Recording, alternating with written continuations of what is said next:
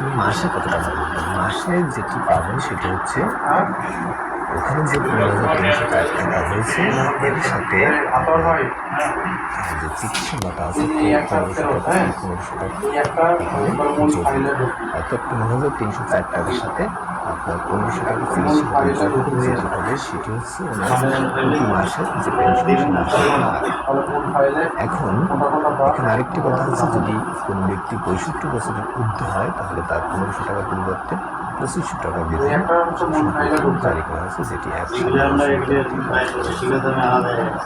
এখন 5 থেকে 40 বছর চাকরি করে